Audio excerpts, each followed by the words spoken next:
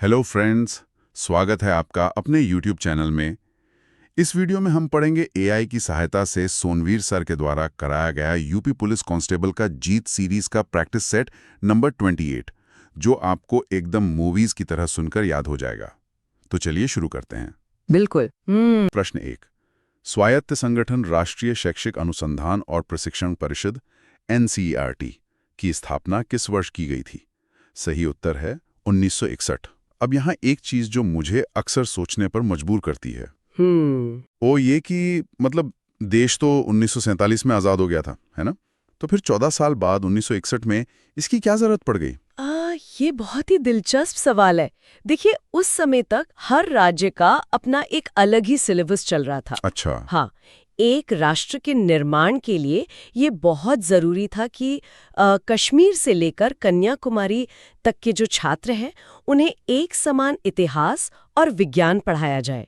तो 1961 में NCERT का गठन असल में एक राष्ट्रीय बौद्धिक ढांचा तैयार करने की प्रक्रिया थी। मतलब पूरे देश को एक ही शैक्षिक धागे में पिरोने की कोशिश। बिल्कुल। और ये जो बौद्धिक ढांचे की मांग थी ना, ये तो आजादी से बहुत पहले ही शुरू हो गई थी। जी, स्वदेशी आंदोलन के समय से। सही कहा। और इसी से जुड़ा है हमारा अगला सवाल। प्रश्न 2। निम्नलिखित में से किस संस्थान की स्थापना स्वदेशी आंदोलन के दौरान की गई थी? सही उत्तर है बंगाल नेशनल कॉलेज। इस कॉलेज की कहानी बहुत गहरी है। हम अक्सर स्वदेशी आंदोलन को मतलब बस विदेशी कपड़ों की होली जलाने तक ही सीमित कर देते हैं। हाँ, किताबों में भी ज्यादातर वो नहीं पढ़ाया जाता है। बिल्कुल, लेकिन असली गुलामी तो दिमाग की थी ना। बंडाल नेशनल कॉलेज, जिसके पहले प्रिंसिपल अरविंद घोष थे, इसे इसलिए बनाया गया था ताकि भारतीय छात्रों को ब्रिटिश क्लर्क बनाने वाली जो शिक्षा थी उसके बजाय अपनी जड़ों से जुड़ी शिक्षा दी जा सके। क्या बात है, मतलब मानसिक आजादी की तैयारी हो रही थी। एकदम सही।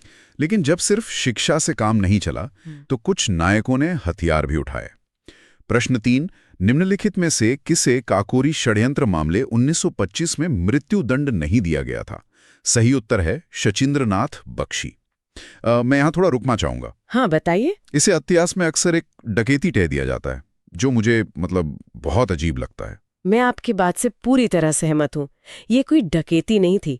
ये अपने ही देश का जो लूटा हुआ टैक्स था उसे वापस छीनने का एक रणनीतिक मिशन था। बिल्कुल। हिंदुस्तान रिपब्लिकन एसोसिएशन को हथियार खरीदने के लिए पैसों की सख्त जरूरत थी। रामप्रसाद बिस्मिल और अशफाक उल्लाह खान जैसे महान नायकों को फांसी हुई, लेकिन शचीन्द्रनाथ बख्शी जी वो गिरफ्तारी से काफी समय तक बचते रहे।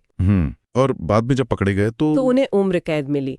लेकिन ये घटना ब्रिटिश साम्राज्य के सीने पर एक बहुत बहुत बड़ा वार थी। और ब्रिटिश साम्राज्य पर एक और वार हुआ जो देखने में तो बहुत साधारण था, लेकिन उसका असर शायद हथियारों से भी ज्यादा था। आप दांडी मार्च की बात कर रहे हैं ना? जी। प्रश्न पॉइंट 4। महात्मा गांधी ने किस वर्ष दांडी में नमक अधिनियम सॉल्ट एक्ट तोड़ा था? सही उत्तर है 1930। मुझे हमेशा ये बड़ा दिलचस्प लगता है कि गांधी जी ने नमक को ही क्यों चुना, चीनी या कपड़े क्यों नहीं? क्योंकि देखिए, नमक जो है ना वो सीधे जीव विज्ञान से जुड़ा है। आपके शरीर को जिंदा रहने के लिए नमक चाहिए ही चाहिए। हाँ, ये तो है। तो नमक पर टैक्स लगाने का मतलब था इंसान के जिंदा रहने पर टैक्स लगाना। गांधी जी ने बस उस एक मुट्ठी भर नमक से पूरी दुनिया को ये दिखा दिया कि ब्रिटिश कानून सिर्फ अन्यायी नहीं है, बल्कि वो पूरी तरह से अमानवीय है। मास्टर स्ट्रोक था ये। बिल्कुल, एक वैचारिक मास्टर स्ट्रोक। और वैचारिक मास्टर स्ट्रोक तो शब्दों में भी होता है। मतलब इतिहास को आप किस नजरिए से लिखते हैं, ये बहुत मायने रखता है। जी। प्रश्न 5। 1857 का स्वतंत्र समर किसके द्वारा लिखी गई थी? सही उत्तर है विनायक दामोदर सावरकर। ये किताब अपने आप में एक बहुत बड़ी वैचारिक क्रांति थी। अंग्रेजों ने 1857 को हमेशा एक सिपाही विद्रोह या गदर कहकर ही फ्रेम किया, जैसे कि वो कोई बहुत छोटी मोटी घटना हो। बिल्कुल। लेकिन सावरकर ने स्वातंत्र्य समर यानी आजादी का युद्ध शब्द का प्रयोग करके उस घटना का पूरा नैरेटिव ही बदल दिया। उन्होंने ये स्थापित कर दिया कि वो कोई स्थानीय दंगा नहीं था, बल्कि राष्ट्र का पहला संगठित संघर्ष था। एकदम सही। और इस संघर्ष में सिर्फ दिल्ली या बड़े शहरों के नायक नहीं थे। जो जमीनी स्तर के नायक हैं उन्हें अक्सर भुला दिया जाता है। हाँ, ये हमारी एक बहुत बड़ी कमी रही है। इसी बात पर आते हैं हमारे अगले सवाल पर। प्रश्न 6। निम्नलिखित में से किस स्वतंत्रता सेनानी को पश्चिमी ओडिशा की मदर टेरेसा के नाम से भी जाना जाता है? सही उत्तर है पार्वती गिरी। पार्वती गिरी जी का जीवन ये हमें बताता है कि असली स्वतंत्रता सिर्फ राजनीतिक नहीं होती है। मतलब ये कि सिर्फ 16 साल की उम्र में जेल जाने वाली इस वीरांगना ने आज़ादी के बाद सत्ता के पीछे भागने के बजाय उन्होंने अनाथालय खोले, सूखा पीड़ितों की सेवा की। उन्हें जो मदर टेरेसा का दर्जा मिला है वो उनके इसी अथक और निस्वार्थ सेवा भाव के कारण मिला है। क्या बात है। इतिहास के इन नायकों से सीखते हुए अब हम सीधे आज की डिजिटल दुनिया से जुड़ते हैं। चलिए, वो तकनीक जिसने आज हम सबको एक दूसरे से जोड़ा हुआ है। प्रश्न 7 को प्रत्येक वर्ष 17 मई को विश्व स्तर पर मनाया जाता है। सही उत्तर है विश्व दूरसंचार और सूचना समाज दिवस। आपको पता है 17 मई 1865 को अंतर्राष्ट्रीय दूरसंचार संघ यानी ITU की स्थापना हुई थी। तब टेलीग्राफ का जमाना था। अरे वाह, मतलब इतना पुराना इतिहास है इसका। हाँ, और आज देखिए, आज हम फाइबर ऑप्टिक्स और सैटेलाइट के युग में जी रहे हैं। ये दिन हमें याद दिलाता है कि कैसे सूचना के प्रवाह ने पूरी दुनिया की राजनीति और अर्थव्यवस्था को बदलकर रख दिया है। और इसी सूचना क्रांति का एक बहुत बहुत बड़ा हिस्सा है YouTube, जिस पर हमारे छात्र अभी एक गहन विश्लेषण सुन भी रहे हैं। बिल्कुल सही कहा। प्रश्न 8, YouTube पर अपलोड किया गया पहला वीडियो कौन सा था और इसे किसने अपलोड किया था? सही उत्तर है जावेद करीम द्वारा मी एट द जू। ये बहुत ही मजेदार बात है। वो जो वीडियो था ना, वो सिर्फ 18 सेकंड का था। सिर्फ 18 सेकंड? हाँ, जिसमें जावेद करीम बस हाथियों की सूंद के बारे में बात कर रहे हैं। मतलब उस समय YouTube का आर्किटेक्चर कोई बड़ी मास्टरपीस फिल्में दिखाने के लिए नहीं बना था। उसका उद्देश्य बस वीडियो होस्टिंग को आम जनता के लिए आसान बनाना था। और उस एक छोटे से कदम ने आज दुनिया का सबसे बड़ा वीडियो सर्च इंजन खड़ा कर दिया। बिल्कुल। खैर, तकनीक तो हमें वर्चुअली जोड़ती है, लेकिन हमारे त्योहार हमें सांस्कृतिक रूप से जोड़ते हैं। हाँ, हमारी जड़ें वही हैं। प्रश्न 9, भारत के किस राज्य में होली का त्योहार याओशांग के रूप में मनाया जाता है? सही उत्तर है मणिपुर। देखिए, याओशांग सिर्फ होली का कोई स्थानीय नाम नहीं है। ये पूरे 5 दिनों तक चलने वाला एक उत्सव है। अच्छा, 5 दिन? जी, इसमें हिंदू धर्म की होली और मणिपुर के जो मूल मैतेई समुदाय है उनकी प्राचीन परंपराओं का एक बहुत ही अद्भुत मिश्रण देखने को मिलता है। इसमें रंगों के साथ साथ थबल चौंगबा नाम का एक पारंपरिक नृत्य भी होता है। मतलब ये पूरे उत्तर पूर्व का एक प्रमुख सांस्कृतिक पर्व बन जाता है। बिल्कुल। और ये संस्कृति और परंपराएं तभी फल फूल सकती हैं जब इंसान पूरी तरह से आजाद हो। सही बात है, मानवाधिकारों के बिना ये संभव नहीं है। तो इसी से जुड़ा है हमारा अगला सवाल। प्रश्न 10, निम्नलिखित में से कौन सा मानवाधिकारों का सबसे अच्छा वर्णन करता है? सही उत्तर है अधिकार जो सभी मनुष्यों के हैं। लेकिन जरा रुकिए जी। कई बार लोग कहते हैं कि मानवाधिकार सिर्फ पश्चिमी देशों का एक कॉन्सेप्ट है जो हम पर थोपा गया है। क्या ये सच है? ये एक बहुत ही आम गलतफहमी है। देखिए, मानवाधिकार कोई सरकारी योजना नहीं है कि कोई देश अपने नागरिकों को खैरात में दे रहा है। हाँ। ये तो इस सिद्धांत पर आधारित है कि क्योंकि आप एक इंसान के रूप में पैदा हुए हैं, आपके पास कुछ जन्मजात अधिकार हैं, जैसे गरिमा के साथ जीने का अधिकार। कोई भी सरकार, चाहे वो पूरब की हो या पश्चिम की, वो इन अधिकारों को छीन नहीं सकती। बहुत ही खूबसूरती से समझाया आपने। और गरिमा का अधिकार तो प्रकृति के हर जीव का है ना? बिल्कुल। तो चलिए भारत के भूगोल में एक ऐसे ही सुरक्षित घर की बात करते हैं। प्रश्न 11, पिट्टी पक्षी अभयारण्य भारत के किस केंद्र शासित प्रदेश राज्य में स्थित है? सही उत्तर है लक्षद्वीप।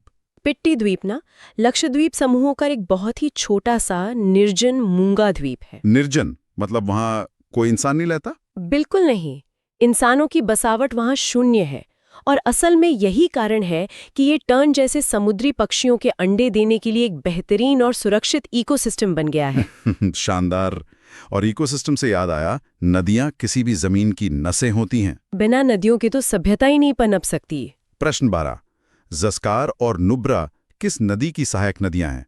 सही उत्तर है सिंधु। आपको पता है, इन सहायक नदियों की एक बहुत ही दिलचस्प प्राकृतिक इंजीनियरिंग होती है। वो कैसे? जस्कर और नुब्रा जैसी नदियां ये हिमालय के उन बहुत दुर्गम ग्लेशियरों का पानी खींचकर लाती हैं जहां सिंधु नदी खुद नहीं पहुंच सकती। ये छोटी नदियां ही उस विशाल नदी को उसकी असली ताकत और उसका विशाल जलस्तर देती हैं। मतलब छोटी नदियां मिलकर एक विशाल धारा बनाती हैं। और ताकत की बात करें ना, तो हमारे देश के ऊर्जा संसाधन भी कमाल के हैं। जरा इस सवाल पर ध्यान दीजिए जी। प्रश्न 13, ऊर्जा के निम्नलिखित नवीकरणीय स्रोतों का भारत में उनके उत्पादक क्षेत्रों के साथ सही मिलान कीजिए।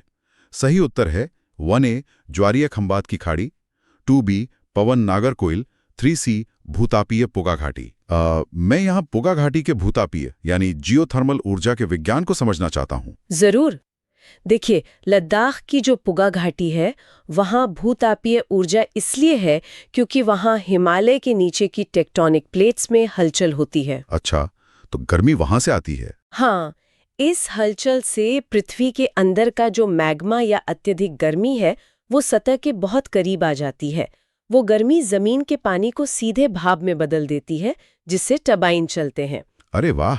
और खंभात की खाड़ी का क्या विज्ञान है? गुजरात की खंभात की खाड़ी का आकार एक कीप यानी फनल जैसा है, जो समुद्र की लहरों की ताकत को कई गुना बढ़ा देता है और उसी से ज्वारीय या टाइडल ऊर्जा बनती है। प्रकृति का ये विज्ञान सच में अद्भुत है और इसी भौगोलिक विज्ञान ने हमारी सीमाएं भी तय की हैं। बिल्कुल। प्रश्न 14।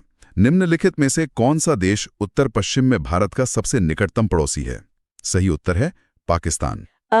ये देखने में तो एक बहुत ही स्पष्ट भौगोलिक तथ्य है, लेकिन इसका जो भू राजनीतिक यानी जियोपॉलिटिकल असर है वो हमारी पूरी अर्थव्यवस्था और रक्षा बजट पर पड़ता है। उत्तर पश्चिम का वो पूरा हिस्सा ऐतिहासिक रूप से भारत का प्रवेश द्वार रहा है। और भूगोल का असर सिर्फ राजनीति पर नहीं बल्कि जलवायु पर कितना गहरा होता है, ये इस सवाल से समझ आता है। प्रश्न 15। निम्नलिखित में से कौन सा महाद्वीप भूमध्य रेखा पर नहीं है? सही उत्तर है यूरोप। हाँ, देखिए, भूमध्य रेखा यानी इक्वेटर धरती के बीचों बीच से गुजरती है, जहां सबसे ज्यादा सीधी धूप पड़ती है। राइट। लेकिन यूरोप पूरी तरह से उत्तरी गोलार्ध में काफी ऊपर स्थित है, तो भूमध्य रेखा से दूर होने के कारण ही यूरोप की जलवायु इतनी ठंडी रही। और आपको बता दूं, इसी ठंडी जलवायु ने वहां के लोगों के रहन सहन, उनकी कृषि और अंततः जो औद्योगिक क्रांति हुई उसके स्वरूप को गढ़ा है। मतलब मौसम ने इतिहास लिख दिया। और जलवायु अक्सर हमारी संस्कृति को भी गढ़ती है। बिल्कुल। प्रश्न 16। निम्नलिखित में से कौन सा हरियाणा का लोक नृत्य है? सही उत्तर है गुग्गा।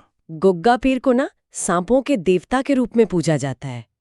हरियाणा और राजस्थान के ग्रामीण इलाकों में सावन के महीने में ये नृत्य होता है। सावन में ही क्यों? क्योंकि बारिश में सांप बहुत निकलते हैं।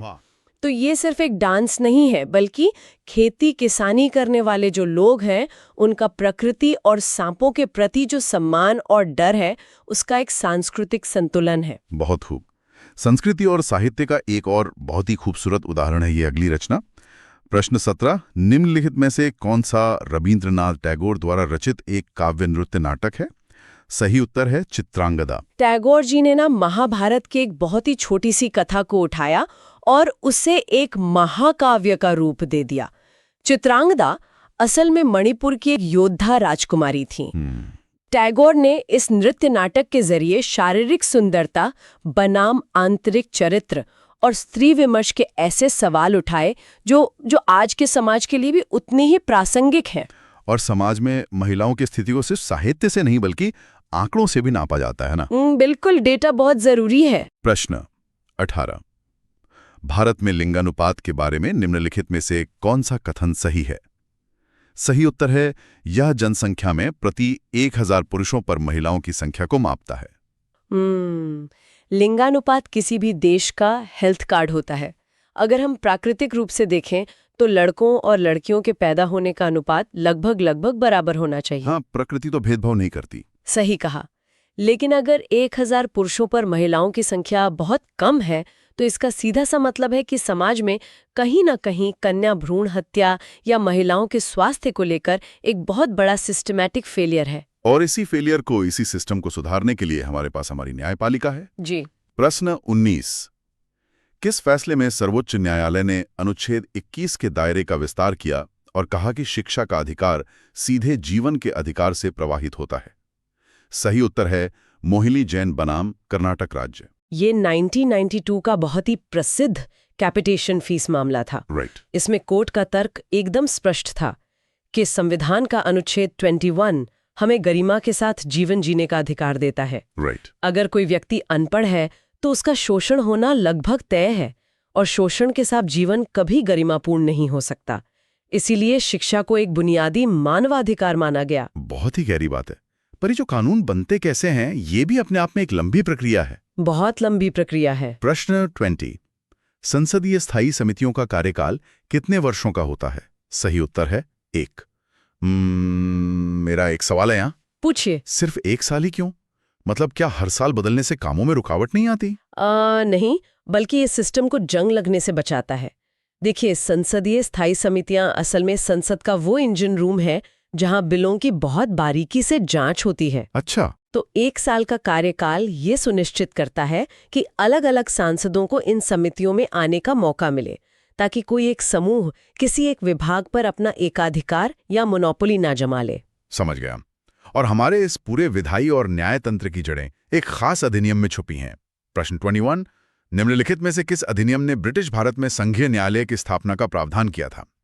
सही उत्तर है भारत सरकार अधिनियम 1935। 1935 का ये अधिनियम ना हमारे वर्तमान संविधान का पूरा ब्लूप्रिंट है। जी। इसी के तहत 1937 में दिल्ली में एक फेडरल कोर्ट बना था, और जब भारत आजाद हुआ तो यही फेडरल कोर्ट 1950 में भारत का सर्वोच्च न्यायालय यानी सुप्रीम कोर्ट बन गया। अब यहाँ एक बहुत ही प्रैक्टिकल स्थिति आती है जो मुझे हमेशा परेशान करती है। कैसी स्थिति? प्रश्न 22। एक घरेलू नौकरानी अपनी 12 वर्षीय बेटी को स्कूल भेजने के बजाय काम में मदद करवाती है। नौकरानी द्वारा किस मौलिक कर्तव्य का उल्लंघन किया जाता है? सही उत्तर है अपने बच्चे को शिक्षा के अवसर प्रदान करना। अब जरा रोकिए। ये सब कोर्टरूम में बोलना या किताबों में पढ़ना बहुत आसान है, लेकिन अगर वो माँ भूखी है और उस 12 साल की बच्ची का काम उनके घर का राशन लाता है, तो क्या इस मौलिक कर्तव्य की बात करना जमीनी हकीकत से कटा हुआ नहीं लगता? आपने बिल्कुल सही दुखती रग पर हाथ रखा है। ये कानून और हकीकत के बीच का सबसे बड़ा टकराव है। वही तो। देखिए, संविधान का अनुच्छेद 51A के माता पिता को ये कर्तव्य देता है, लेकिन ये सवाल समाज और राज्य की विफलता को भी उजागर करता है। अगर राज्य उस परिवार की गरीबी दूर नहीं कर पा रहा, तो जाहिर है वो बच्ची काम करने को मजबूर होगी। हाँ। फिर भी कानून को एक आदर्श स्थिति तय करनी ही होती है, ताकि बाल श्रम को किसी भी रूप में जायज ना ठहराया जा सके। बात तो सही है। हकीकत का एक और डरावना पहलू है, वो है जेलों के अंदर की स्थिति। प्रश्न 23। पुलिस हिरासत और जेलों में महिलाओं के साथ होने वाली हिंसा को रोकने के लिए किस मामले में दिशा निर्देश निर्धारित किए गए थे? सही उत्तर है शीला बारसे बनाम महाराष्ट्र राज्य। शीला बारसे जी पेशे से एक पत्रकार थीं। उन्होंने मुंबई की जेलों में बंद महिला कैदियों से मुलाकात की थी और उनकी जो भयानक दुर्दशा थी उस पर सुप्रीम कोर्ट को एक साधारण सा पत्र लिखा था। सिर्फ एक पत्र? हाँ, और कोर्ट ने उस पत्र को ही एक याचिका मान लिया। इस केस ने भारत के क्रिमिनल जस्टिस सिस्टम में ये बात पक्की कर दी कि जेल में जाने के बाद भी इंसान के बुनियादी मानवाधिकार कभी खत्म नहीं होते। क्या बात है। खैर, सुरक्षा देश के भीतर भी चाहिए और सीमाओं पर भी। बिल्कुल। प्रश्न 24। भारत पाकिस्तान सीमा की कुल लंबाई लगभग कितनी है? सही उत्तर है 3323 किलोमीटर। बाप रे, 3323 किलोमीटर तो बहुत विशाल है। ये तो ऐसा है जैसे आप लंदन से मिस्र तक की यात्रा कर रहे हो। बिल्कुल। और अब ये भी देखिए कि ये कोई सीधी पक्की सड़क नहीं है। इसमें गुजरात के दलदली, कच्छ के रन से लेकर राजस्थान के तपते हुए रेगिस्तान और पंजाब के खेत। जी, और जम्मू कश्मीर के -40 डिग्री वाले खतरनाक ग्लेशियर्स तक शामिल हैं। इतनी विविध भौगोलिक स्थितियों में 24 घंटे गश्त करना ये सैन्य दृष्टि से एक बहुत बड़ा लॉजिस्टिक चमत्कार है। और हमारे बहादुर सैनिक इस चमत्कार को रोज अंजाम देते हैं। प्रश्न। सशस्त्र बलों की उपलब्धियों को सम्मानित करने के लिए भारत में 4 दिसंबर को क्या मनाया जाता है? सही उत्तर है भारतीय नौसेना दिवस। 4 दिसंबर की तारीख ना इतिहास में बहुत खास है। 1971 के युद्ध में इसी दिन भारतीय नौसेना ने ऑपरेशन ट्राइडेंट लॉन्च किया था। वो कराची वाला हमला। बिल्कुल। भारतीय मिसाइल बोट्स ने रात के अंधेरे में कराची बंदरगाह पर ऐसा घातक हमला किया था कि पूरे पाकिस्तान का तेल डिपो कई दिनों तक बस जलता ही रहा था। ये नौसेना के आक्रामक युद्ध कौशल का एक डर होता है ये सुनकर। चलिए अब अपने समुद्री पड़ोसी की ओर चलते हैं। प्रश्न 26। निम्नलिखित में से कौन सी श्रीलंका की विधायी राजधानी है? सही उत्तर है श्री जयवर्धनेपुला कोट्टे। यहाँ अक्सर लोग कंफ्यूज होकर कोलंबो को राजधानी मान लेते हैं। हाँ, ज्यादातर लोग कोलंबो ही बोलते हैं। पर कोलंबो उनकी वाणिज्यिक यानी कमर्शियल राजधानी है। भीड़ भाड़ कम करने के लिए श्रीलंका ने अपने संसद और सभी सरकारी मंत्रालयों को कोलंबो के पास ही एक नई जगह शिफ्ट किया, जिसे आज हम श्री जयवर्धनेपुरा कोट्टे के नाम से जानते हैं। राजनीति से थोड़ा बाहर निकलकर अब जरा विज्ञान की बात करते हैं। प्रश्न 27, इनमें से किस वैज्ञानिक को विकास का सिद्धांत थ्योरी ऑफ एवोल्यूशन खोजने का श्रेय दिया जाता है? सही उत्तर है चार्ल्स डार्विन। यहाँ एक बहुत बड़ी गलतफहमी है जो मैंने सुनी है कि जानवर अपने माहौल के हिसाब से खुद को बदलने की कोशिश करते हैं। हाँ, आपने बिल्कुल सही पॉइंट पकड़ा। देखिए, जिराफ की गर्दन इसलिए लंबी नहीं हुई क्योंकि उसने ऊंचे पेड़ों को खाने की कोई कोशिश की थी। तो फिर कैसे हुई? डार्विन का जो नेचुरल सिलेक्शन है वो ये कहता है कि जिन जीवों में संयोग से यानी रैंडम म्यूटेशन से कोई फायदेमंद बदलाव आ जाता है वे जिंदा रह जाते हैं और बाकी मर जाते हैं। प्रकृति किसी को चुनती नहीं है, वो बस जो अनफिट है उन्हें हटा देती है। अद्भुत। और अगर जीव विज्ञान में जीवों का विकास होता है तो अर्थव्यवस्था का भी तो एवोल्यूशन होता है ना? बिल्कुल होता है। प्रश्न 228, विदेशी निवेश बोर्ड की स्थापना किस वर्ष हुई थी? सही उत्तर है 1991। 1991 हमारी अर्थव्यवस्था का टर्निंग पॉइंट था।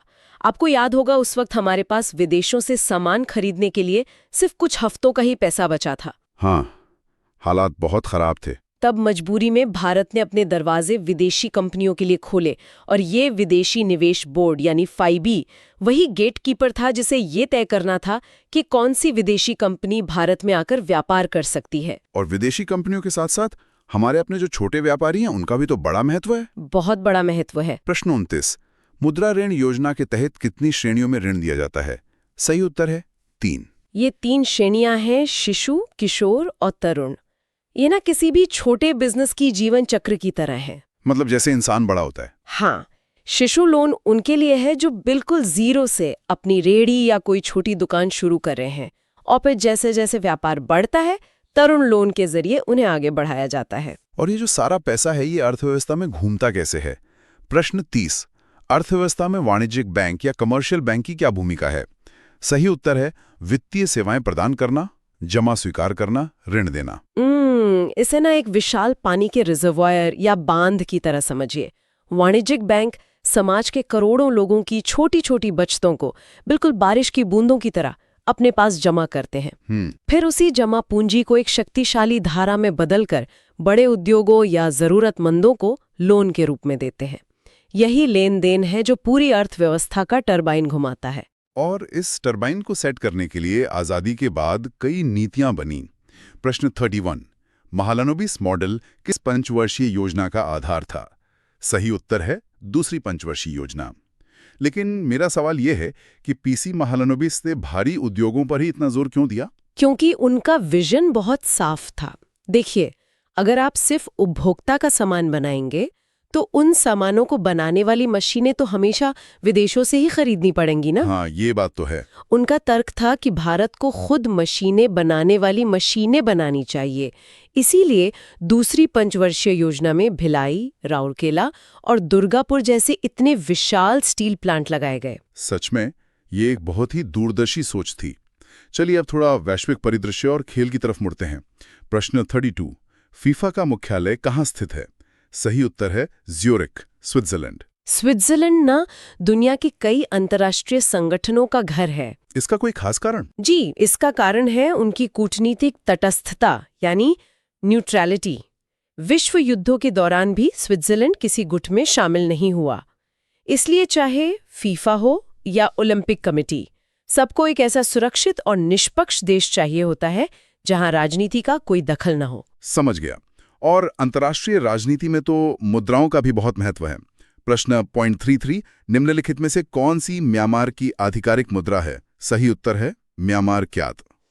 मुद्रा जो है ना वो सिर्फ कागज का टुकड़ा नहीं होती, ये एक संप्रभु राष्ट्र की पहचान है। म्यांमार क्यात का जो उतार चढ़ाव है वो वहां की वर्तमान सैन्य राजनीति और जो अंतर्राष्ट्रीय प्रतिबंध लगे हैं उसकी पूरी कहानी बयां कर देता है। बिल्कुल। और पहचान की बात हो तो भारत की लोक कलाएं सबसे आगे हैं। प्रश्न पॉइंट 34, कुडदांडी नाच भारत के किस राज्य या केंद्र शासित प्रदेश का एक पारंपरिक लोक नृत्य है?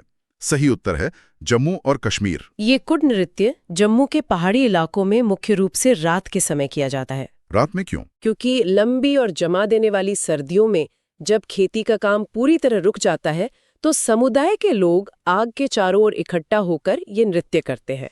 ये ठंड के मौसम में सामाजिक जुड़ाव और जो एक गर्मजोशी है उसे बनाए रखने का एक मनोवैज्ञानिक तरीका है। बहुत खूबसूरत। और हमारी इन्हीं कलाकृतियों को पूरी दुनिया सलाम कर रही है। प्रश्न 35। होसाइला मंदिरों को भारत के किस संख्या की यूनेस्को विश्व धरोहर स्थल के रूप में नामित किया गया था? सही उत्तर है 42वें।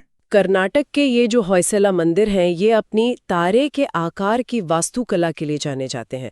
उन्होंने इमारती पत्थर की जगह सॉफ्ट सोप स्टोन का इस्तेमाल किया था। उससे क्या फायदा हुआ? उससे फायदा ये हुआ कि पत्थरों पर इतनी बारीक नक्काशी की जा सकी जो देखने में बिल्कुल असली गहनों जैसी लगती है। ये जो 42वां विश्व धरोहर स्थल बनना है वो असल में इसी प्राचीन इंजीनियरिंग का सम्मान है। इंजीनियरिंग और विज्ञान के साथ साथ इंसानी स्वभाव को समझना भी तो बहुत जरूरी है। प्रश्न 36। निम्नलिखित में से कौन वाइज एंड अदरवाइज पुस्तक के लेखक हैं? सही उत्तर है सुधा मूर्ति। सुधा मूर्ति जी ने अपने परोपकारी कार्यों के दौरान भारत के गांवों और शहरों में जो भी देखा, ये किताब उसी का आईना है। इसमें किस तरह की कहानियां हैं? इसमें मानव स्वभाव के लालच, उनके त्याग और करुणा की ऐसी सच्ची कहानियां हैं जो हमें ये सोचने पर मजबूर कर देती हैं कि सिर्फ डिग्रियां होना और असल में बुद्धिमान यानी वाइज होने में बहुत बड़ा फर्क है। ये तो पढ़ना पड़ेगा। खैर, आज के हमारे इस जीत सीरीज के सफर का आखिरी सवाल जो कि कॉर्पोरेट जगत से है। प्रश्न 38। हाल ही में गोदरेज इंडस्ट्रीज ग्रुप का नया चेयरपर्सन किसे नियुक्त किया गया है? सही उत्तर है फिरोज गोदरेज। ये जो 127 साल पुराने गोदरेज ग्रुप में नेतृत्व का परिवर्तन हुआ है ना, ये इस बात का प्रतीक है कि कैसे भारत के ऐतिहासिक व्यापारिक घराने अब अपनी कमान युवा पीढ़ी को सौंप रहे हैं। मेरा ये चैनल सब्सक्राइब करें और मेरे हर अपडेट आपको मिले, इसके लिए बेल आइकन जरूर दबाइएगा।